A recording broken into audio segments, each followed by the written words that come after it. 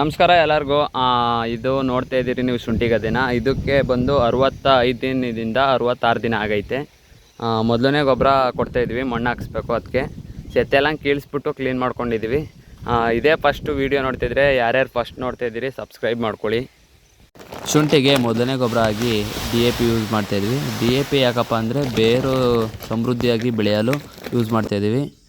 ಹಾಗೆ ಮತ್ತೊಂದು ಗೊಬ್ಬರ ಯೂಸ್ ಮಾಡ್ತಾಯಿದ್ವಿ. ಯಾವುದಪ್ಪ ಅಂದರೆ ಅದು DAP ಜೊತೆ 19 ಕೂಡ ಯೂಸ್ ಮಾಡ್ತಾಯಿದ್ವಿ. ಇದು ಬೇರುಗಳು ಮತ್ತು ಗೆಡ್ಡೆ ಇವೆಲ್ಲವೂ ಸಮಾನಾಗಿ ಬೆಳೆಯಲಿ ಅಂದ್ಬಿಟ್ಟು ಯೂಸ್ ಮಾಡ್ತಾಯಿದ್ವಿ. ಇವೆರಡು ಆದಮೇಲೆ ಇನ್ನೊಂದು ಪೊಟಾಶ್ ಯೂಸ್ ಮಾಡ್ತಾಯಿದ್ವಿ. ಇದು ಯಾಕಪ್ಪ ಅಂದರೆ ಗೆಡ್ಡೆ ಚೆನ್ನಾಗಿ ಬರಲಿ ಮತ್ತು ಬೆಂಕಿ ರೋಗ ಒಂದು ಸ್ವಲ್ಪ ತಡೆ ಆಗುತ್ತೆ. ಆ ಕಾರಣದಿಂದ ಪೊಟಾಶ್ ಯೂಸ್ ಮಾಡ್ತಾಯಿದ್ವಿ. ಮತ್ತು ಹೆಚ್ಚು ಇಳುವರಿ ಕೂಡ ಬರುತ್ತೆ. ಅದ್ರ ಜೊತೆ ಒಂದು ಗ್ರ್ಯಾನ್ಯುವಲ್ ಕೂಡ ಯೂಸ್ ಮಾಡ್ತಾಯಿದ್ವಿ. ಅದು ಯಾವುದಪ್ಪ ಗ್ರ್ಯಾನ್ಯುವಲ್ ಅಂದರೆ ಬಯೋವಿಟಾ. ಇದು ಗೆಡ್ಡೆ ದಪ್ಪ ಆಗಲು ಮತ್ತು ಗಿಡಗಳು ಸಮೃದ್ಧಿಯಾಗಿ ಬೆಳೆಯಲು ಯೂಸ್ ಮಾಡ್ತಾಯಿದ್ವಿ.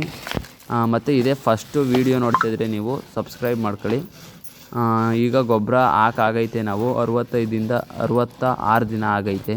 ಇಷ್ಟನ್ನ ನಾವು ಶುಂಠಿಗೆ ಮೊದಲನೇ ಗೊಬ್ಬರ ಆಗಿ ಕೊಟ್ಟಿದ್ದೇವೆ. ನೀವು ಯಾವ್ಯಾವ ಗೊಬ್ಬರ ಕೊಟ್ಟಿದ್ದೀರಿ ಅಂತ ಕಮೆಂಟ್ ಮಾಡಿ.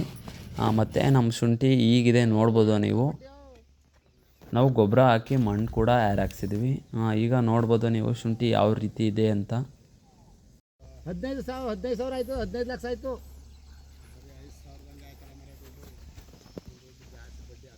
ಸೊ ಎಂತ ಬಡ್ಡಿ